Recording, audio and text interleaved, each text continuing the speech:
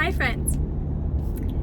In today's video we will talk about energy, and we are raised to believe that energy is something we buy, that energy is something that is outside of us, that energy is something that we must save. And I have come to this realization after, of course, believing the same thing you are probably believing, that energy, there are energy sources that generate energy for us. There's all sorts of energy, including natural, mechanical, electrical, wind, solar, you name it, right? Fossil fuels. And none of those have ever included me as an energetic source. So I grew up believing that I should conserve energy and that I must purchase it, since it is something that I need for life, and something that I don't have of my own, right? So with that mindset, I spent about 40 years on this planet with that mindset, believing that I have to purchase energy. And that all changed in the last couple of years when I let go of all of the things that promised to give me energy, including all the stimuli that I had to buy to keep me awake, so to speak. And I have never felt more energized without any of those things that I had to buy. I am now realizing that we are energy generators, all the people. And I've had this thought for many years, but it's one of those things that I think we all are thinking, but we're not really acting on it or doing anything about it, right? We kind of just take it as it is. Now think about it this way.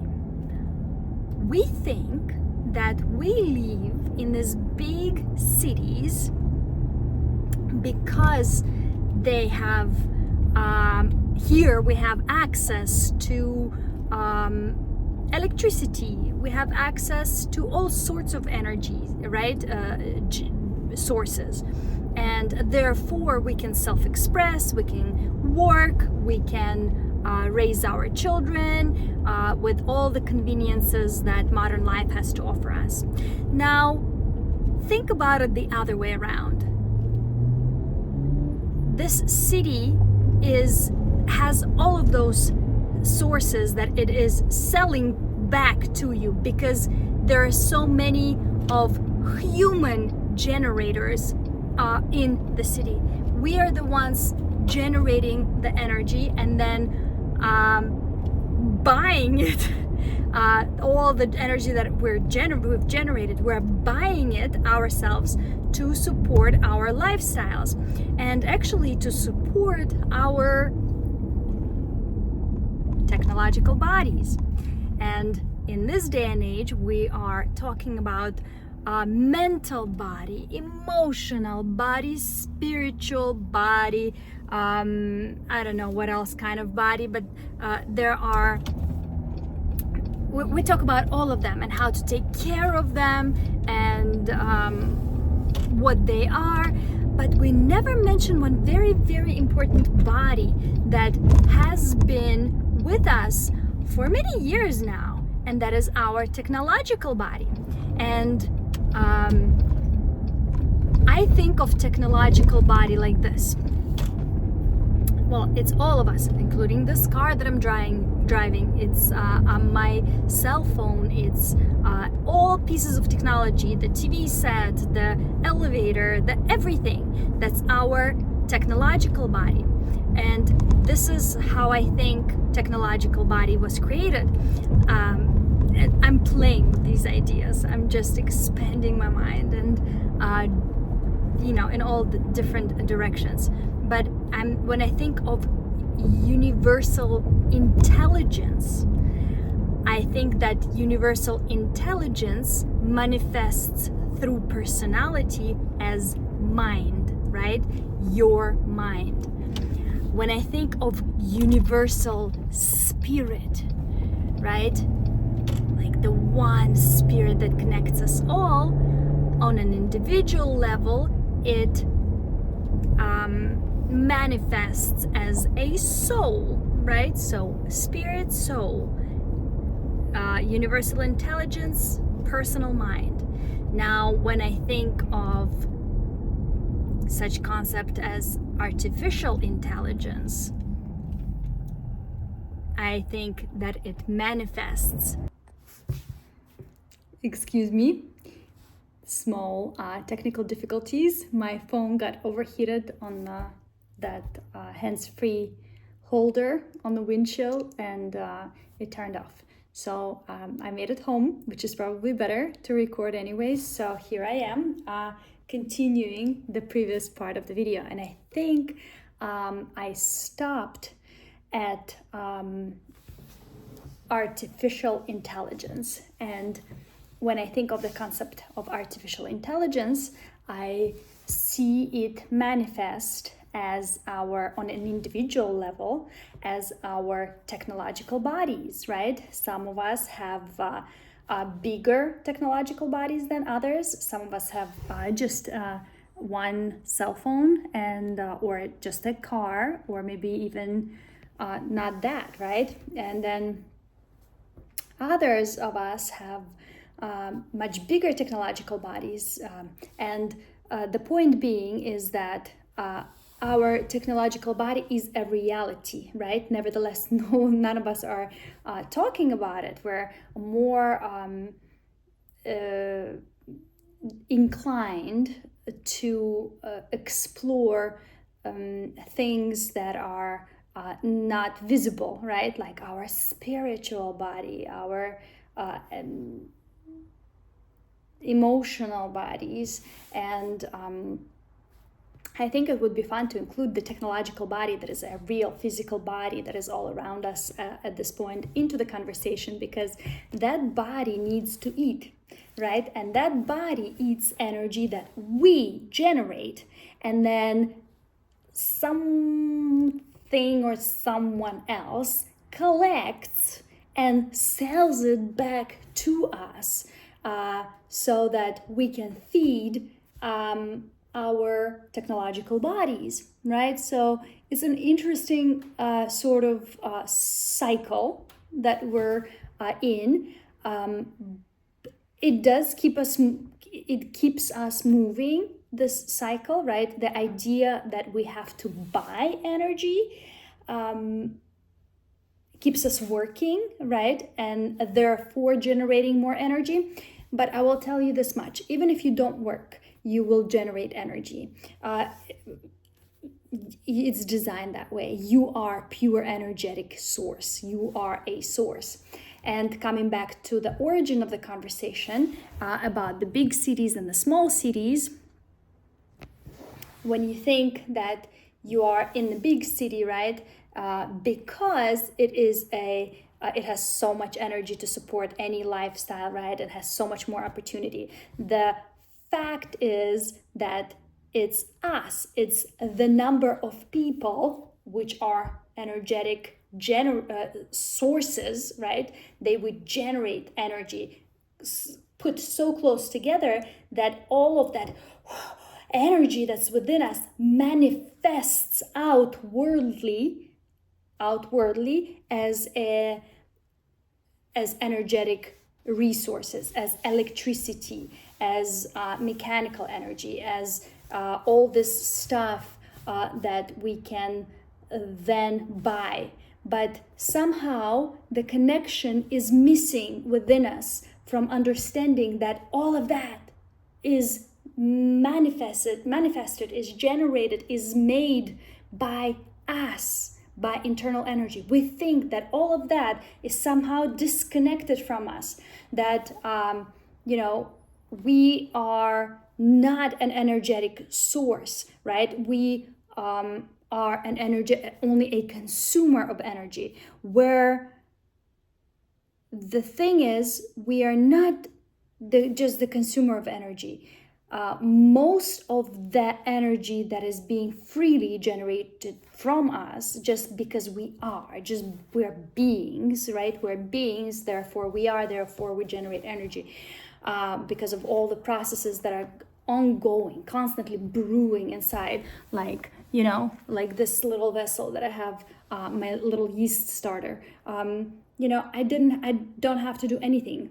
I just combine some things together and then sit and watch here and watch all this energy being generated inside. The CO2 producing gas, the pressure coming up, and there's so much stuff, just because, this is the way the nature created us. So, but somehow we've lost that understanding, or maybe never gained it, and are thinking that it is the big city that is feeding us energy, whereas it is us in big quantities, generators collected together in close proximity, that are generating all the electricity that then powers all of your electronic devices, that is then sourced and put into the walls and then sold back to you, so that you feel better, so that you feel like working. Now, when you go into a small town outside of the city and you think, you see, like, this is why I can't live here, is because this town doesn't have good reception, or because of constant blackouts, right, that happen with the electricity. That happens because there are not that many people there, not that many generators put together, pressured together to create that energy. Therefore, there are blackouts, So look at it from the opposite direction, right? Not from the direction of where somehow it's this separate entity that comes from outside of you that is generating all this energy. There is electrical energy, there is the fossil fuels, there is the mechanical energy, chemical energy, right? Those are all happening because they're happening inside of you. It's just what comes from outside and inside and expands out, and that's how you see it on the outside, but it comes from you. So if there were more of you out in the little town that you love, just as many as here in the big city, you would have exactly the same amount of energy out there. It doesn't work the other way around, right? It doesn't work that, it's because it's far away from the big city, that's why there is no energy. No, there's less connectivity there, less connectivity, because there are fewer people, fewer power generators, you and me, fewer you and me. Another amazing thing to consider is that since we are these amazing energy sources, we do not need to buy energy. As a matter of fact, everything that we do from the moment we wake up to the moment we go to sleep is actually trying to figure out how to give away our energy, how to make sure that we spend enough energy that it doesn't go stale inside of us, so it doesn't oxidize inside of us. Like those batteries, I think I even have one here somewhere.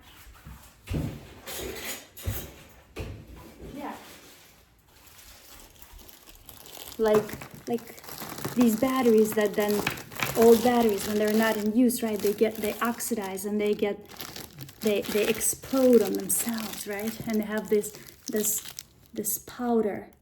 I don't know if it's focusing there or not.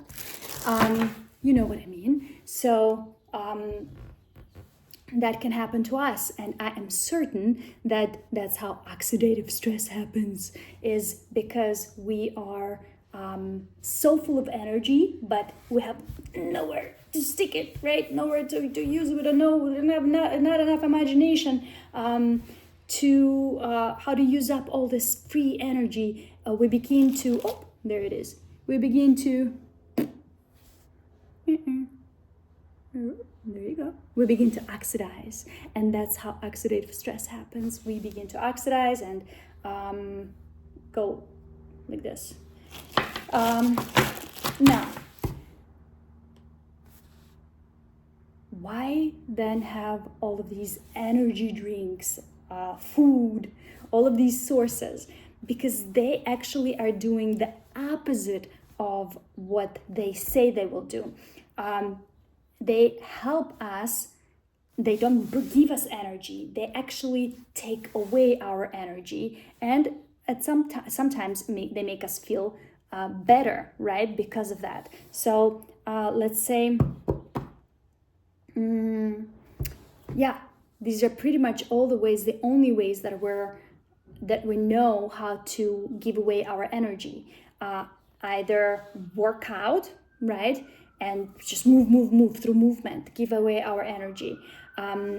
Sex, food, the more we eat, the more of our energy is needed to digest everything inside of us. So if we have a ton of energy and we don't know what to do with it, we actually are programmed to think that, oh, we're low in energy and we need to eat something. But what we're actually doing is we're finding ways to spend our energy. So by eating, we're activating our metabolism, which then begins to work to process all the food, so that we are not oxidizing like these batteries, right? Unused, so that we're not full of this unused energy. Or we have sex, right? That's another way that everybody is getting rid of that extra energy. And sleep is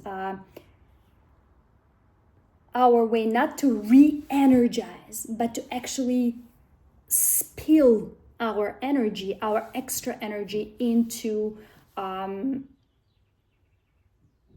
the astral realm. I can't believe I almost forgot that name. Into the astral realm. So basically, we go to take a nap, to give some of our energy away into the astral, because we don't know what else to do with that energy. And if we were from the very beginning, right, of our life programmed differently, maybe we would have had different options. So I'm not here saying that we're all like crazies or something. I am the crazy, right? I'm the one who was living this way the entire time alongside everybody else, and then tried something different and realized that it is the complete opposite of what we are believing. The moment I stopped taking all the energy drinks, pills, when I fast, I feel like energy is just buzzing, like it's pouring out of my ears. The less I consume, the less stimulants, the less food for digestion, the more pure energy I have. And that's a fact. That's a guarantee. If you will slow your metabolism down a little bit, if you are not slow it down, if you don't put anything there to make it work internally, then you will just have all this free energy ready to go. You know, if you are not spilling that energy into the astral by taking frequent naps, but actually try to stay awake past that threshold of where you get super tired, you'll see you will all of a sudden have that second breath of fresh air, second jolt of energy. If you stop drinking coffee, you'll have smooth energy all day long. And believe me, the reason I got there is because I've tried it all, because I have 3 very energetic kids. I'm a single mom to 3 boys, and I was like, oh my God, what am I gonna do? You know, my whole life was revolving around finding ways of how to find energy. That included stimulants, right? A lot of stimulants, sugar, coffee, other stimulants. And it started out, of course, with just a cup of coffee in the morning, ended up with triple espresso in the morning, lunch, and then I quadruple for dinner before going to bed. But I'm gonna be the best mom, and I'm gonna be keeping up with my boys no matter what. And then, you know, when I realized that, I always knew that it's not the right way, but I just didn't have it in me, the guts to actually like quit, to stop and say, hey, I'm going to follow my true inner knowing, and I'm going to let go of all these crazy stimulants that are really not doing anything to me. And when I did, it is a whole new world. A question of energy is not even rising anymore. There is no more such thing as to, oh my God, where am I going to get the energy? Oh, that question is gone. And I thought I would never lose that question. And now I feel energized all the time. I even forgot about it. That's how, you know, non-issue that is anymore. Now that life is so much more fulfilling, because all I'm thinking is how to find cool, creative ways of how to spend all the energy that I have, because I have so much, and I have where can I go? What can I learn? What new endeavor can I do? There is just, you know, it just that little switch of my focus from how to get energy to how to spend energy, and letting go of, you know, buying energy, knowing that it's free, that it's within me, and following my gut feeling and saying, hey, I'm not gonna buy any of these things that are promising to give me energy that I know I have. It's my birthright. I was born with full of energy. Where is it? Where is it? Stop selling me energy. I know I have it. Stop pushing something on me to force it in, that energy that I have inside. Let's unblock everything. Let's let go of all of that and allow the actual energy to pass through and see what happens. And now it's pouring. It's pouring, and it's so fun, because it's no longer a question of where to find energy. It's a question of how to spend it wisely. And I think it would be so awesome if everyone would look at it that way, right? That realizing that nobody can sell you energy. You are energy. You are energy. That's it. It's plain and simple. And it's about not what to add, but what to let go of, to open up the flow. And there are other things that I wanted to talk about, but I'm now forgetting, and it's now time for me to start moving. So, gotta burn that energy, gonna go for a forest walk. There's something else I wanted to say something absolutely phenomenal. Will I remember it right now, or will I not? Yes, we've spoken about the energetic body and our emotional body, mental body, spiritual body, and our technological body. We now know, right, that we all have a new body that is manifesting. It's an AI, artificial intelligence. Yes, I remember what I was going to say. So, why do we have this technological body, right? That I think is manifesting, AI is manifesting through us. It's kind of like cordyceps, right? It's sort of like a parasitic virus. I don't want to say it's a parasitic virus, but it just works similarly, where it takes hold of our nervous system and makes us move a certain way, right, to procreate itself. Now, I don't think it's that severe, but I think that we are manifesting technology by memory, because artificial intelligence has already happened, right? Where it was dominant. It already happened because the universe is breathing. It's going out and in, out and in. So future has already happened many, many times. Past has already happened many, many times. And all of that memory is stored within us. So the reason we are manifesting all this new technology, right? Saying like all these new phones, and we probably don't even know. We don't have access to all the actual technology that's available at this point.